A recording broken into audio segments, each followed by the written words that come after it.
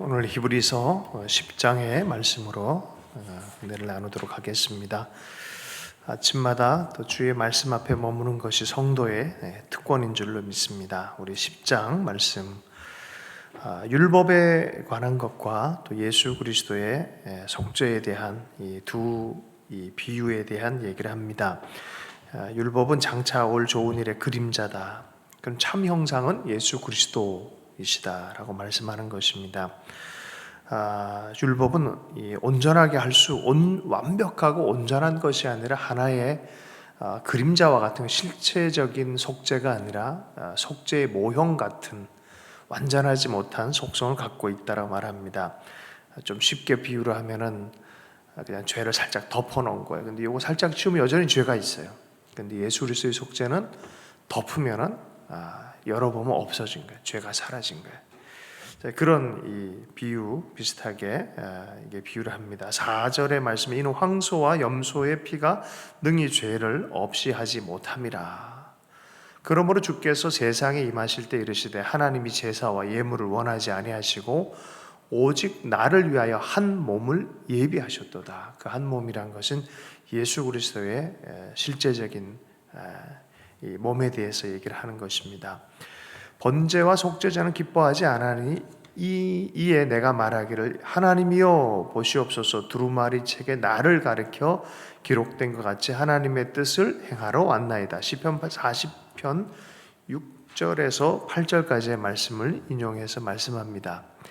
하나님이 번제와 속죄제도를 하게끔 했지만 결국에는 한 완전한 속죄 제물 대신 예수 그리스도 자기 자신에 대한 그것에 대해서 말씀을 하고 있는 거예요. 결국은 그분으로 말미암아 온전한 속죄가 일어날 것이다 라고 말하는 것입니다. 8절 하반절에 이는 다 율법을 따라 드리는 것이라 그 후에 말씀하기를 보시옵소서 내가 하나님의 뜻을 행하러 왔나이다.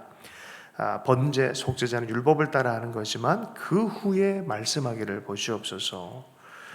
9절 이후에 하셨으니 그 첫째 것은 폐하시며 둘째 것을 세우려 하시며 첫째 것은 율법 속죄에 대한 거지만 두 번째 것은 예수 그리스도로 말미암은 완전한 속죄에 대한 이것을 하나님 세우려고 한다. 10절 말씀에 이 뜻을 따라 예수 그리스도의 몸을 단번에 들이심으로 말미암아 우리가 거룩함을 얻었노라. 완전한 거룩함은 바로 예수 그리스도의 속죄를 통한 거룩함이다 라고 말합니다. 제물보다 하나님의 뜻을 수행할 수 있는 그 몸, 그리스도 예수의 몸이 우리에게 궁극적인 희생제사가 됨을 말씀하고 있습니다. 계속 그 유형으로 얘기를 합니다.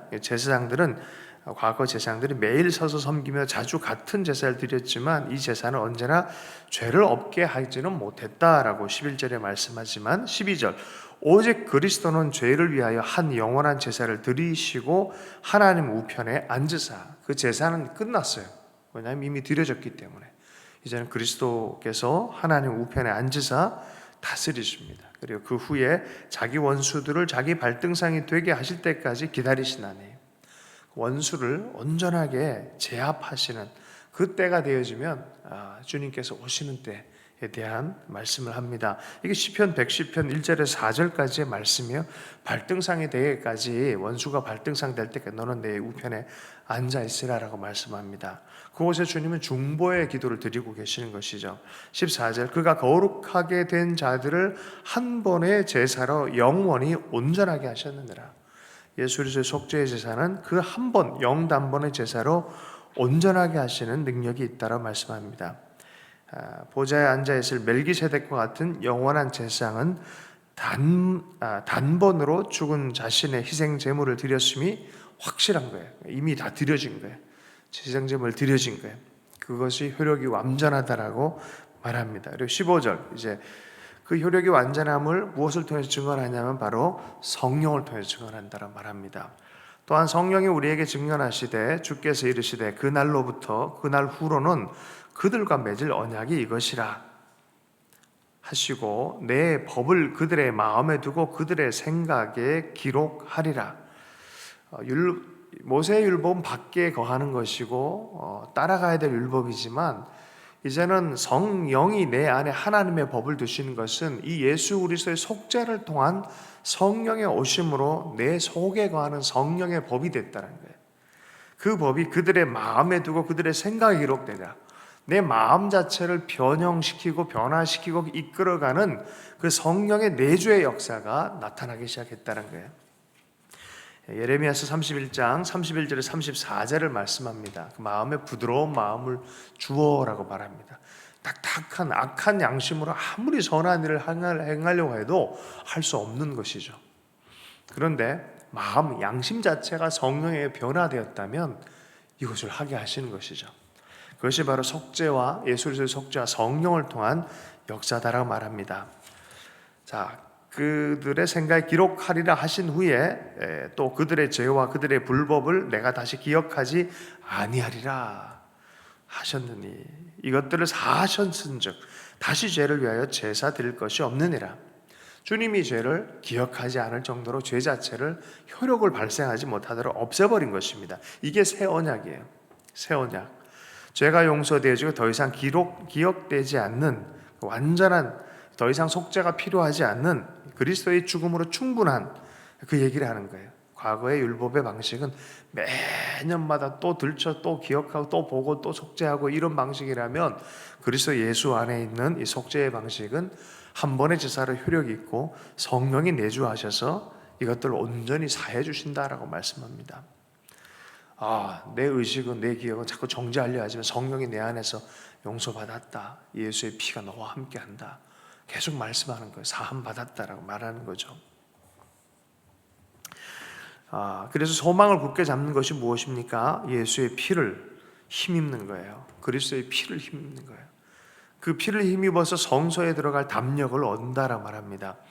20절부터 22절의 말씀을 이렇게 보면 굉장히 참 이 히브리서 기자가 기가 막힌 비유를 해요. 상징적 비유를 해요. 예수의 몸이 찢겨진 게 무슨 의미인지 아냐? 지성소에 휘장이 찢어진 거다. 예수의 몸이 찢겨진 것은 휘장이 다 찢어서 누구든지 지성소 안에 들어갈 수 있도록 환영하는 것이다. 뭘 힘입어서? 그리스도의 몸을 힘입어서, 그 찢어진 몸을 힘입어서, 흘려진 피를 힘입어서. 자, 그래서 22절에 휘장은 곧 그의 육체라 20절 후반에 얘기한 다음에 22절에 우리가 마음의 뿌림을 받아 악한 양심으로부터 벗어나고 너 양심적으로 살아라. 근데 양심 자체가 악하다면 어떻게 선하게 살 수 있겠습니까? 마음이 부패해 있는데. 그런데 어떻게 이게 벗어나냐면 바로 예수의 보혈의 피의 뿌림으로 양심이 새로워진다는 거예요. 그래서 예수 안 믿는 사람들에게 이게 당신이 옳지 않다 그러면 내가 이렇게 선하게 살았는데라고 합니다. 근데 어느 날 예수를 제대로 믿고 성령이 임하고 해서 보면 과거의 모든 것이 악한 죄였다는 것을 이해하고 온전한 회개가 나타나죠. 절대적인 마음의 기준, 곧 예수 그리스도의 기준, 하나님 아버지의 기준이 있는 것을 발견한 양심이 바로 선한 양심이에요. 근데 그런 것을 발견하지 못한 양심들은 자기는 의롭다 생각하지만 의롭지 않아요. 그걸 악한 양심이라 하는 거예요. 근데 거기에 예수의 보혈의 피에 뿌림을 받아서 악한 양심으로부터 벗어나고 몸은 맑은 물로 씻음을 받았으니 우리가 세례를 받죠. 새 사람으로 태어나는 거예요. 몸 자체가 세례를 들어가는 거예요. 물에 들어가는 거예요. 죄에 대해서 죽었음을 선언하고 그리스도와 함께 삶을 선언하는 것입니다. 이게 바로 씻음을 경험하는 것입니다. 받았으니 참 마음과 온전한 믿음으로 하나님께 나아가자. 우리의 마음이 어떻게 변합니까? 예수님을 믿는 마음으로 가는 거예요. 그게 믿음이에요. 믿음과 소망과 사랑이라는 이 마치 삼위일체 같은 이 마음의 태도, 믿음, 소망, 사랑이 연합해서 우리가 하나님께 나아가는 거예요. 그래서 그리스도인들은 끝까지 이 믿음과 소망과 사랑을 버려서는 안 됩니다. 이것이 우리의 실체입니다. 우리의 삶의 중심이 되어야 되는 거예요. 그 마음의 태도가 되어야 되는 거예요. 23절 또 약속하신 이는 믿으시니 우리가 믿는 도리의 소망을 움직이지 말며 굳게 잡고, 이것이 우리의 믿음의 도리다. 예수를 믿는 믿음의 도리인데 어떻게 해야 됩니까? 흔들리면 안 된다. 굳게 잡아라. 매 순간마다 굳게 잡아야 된다. 그것을 굳게 잡기 위해서 하는 행동이 무엇인지 보십시오. 구체적인, 성경이 참 대단한 게 원리를 얘기하고 진리적 사실을 얘기한 다음에 이것을 삶의 구체적인 적용을 말하는 게 참 기가 막힙니다. 24절. 그럼 어떻게 해요? 서로 돌아보아라. 믿음과 소망과 사랑 안에서 서로 돌아보아 사랑과 선행을 격려하며. 그 다음에 어떻게 됩니까? 25절. 모이기를 피하는 어떤 사람의 습관 같이 하지 말고 오직 권하여 주님의 날이 가까울수록 더욱 그렇게 해라. 선행하고 사랑을 하고 또 어떻게 합니까? 자주 모여라.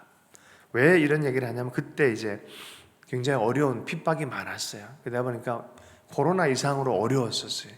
지금과는 비교도 할 수 없을 정도로 어려웠어요. 우리는 뭐 코로나 정도 그래도 뭐 이렇게 방역을 위한 아주 약한 어떤 수준이지만 그때는 모이면 신앙으로 모이면 재산 몰수, 목숨 앗아가는 이런 일들이 있었어요. 그럴 때 신앙을 위해서 계속해서 격려해라라 말합니다. 이건 방역이랑 좀 다른 거예요. 우리는 줌으로도 만날 수 있고 여러 형태로 만날 수 있잖아요. 이렇게 계속 격려하는 원리적 태도는 계속 가져와라. 만남, 또 격려, 사랑 여러 형태로 할 수 있잖아요. 페이스북 또 뭡니까 또 카톡 뭐 여러 형태로 할 수 있잖아요. 근데 과거에는 실제적인 악의 세력들이 있어서 너무나 고통스럽게 하는 시간들이 있었다는 것입니다. 26절 이후에 우리가 진리를 아는 지식을 받은 후 짐짓 죄를 범하였은즉 다시 속죄하는 제사가 없고 오직 무서운 마음으로 심판을 기다리는 것과 대적하는 자를 태울 맹렬한 불만 있느니라.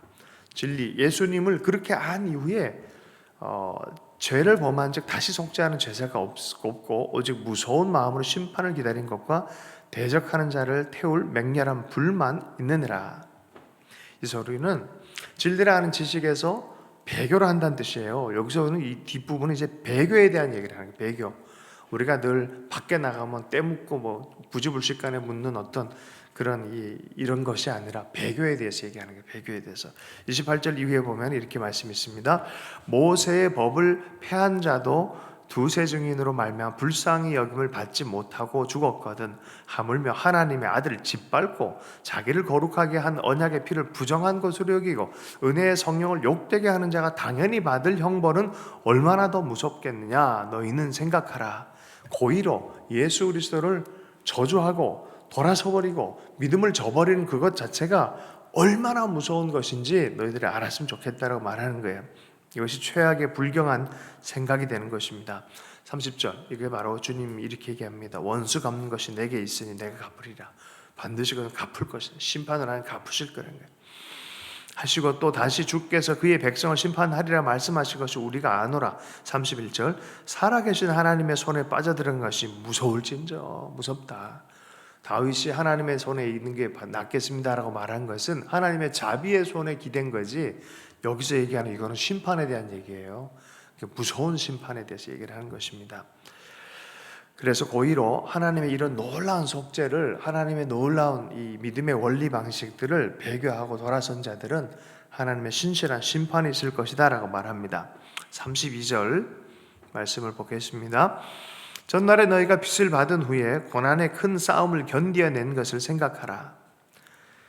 혹은 비방과 환난으로서 사람에게 구경거리가 되고 혹은 이런 형편에 있는 자들과 사귀는 자가 되었으니 전날에 너희가 예수 그리스도의 빚을 받은 이후에 고난의 큰 싸움을 견뎌낸 걸 생각해봐라. 얼마나 믿음의 싸움을 했냐, 고생스럽게 했는지 생각해봐라. 너희들 정말 잘하지 않았냐, 이런 얘기예요. 33절 혹은 비방과 환난으로 사람에게 구경거리가 됐다.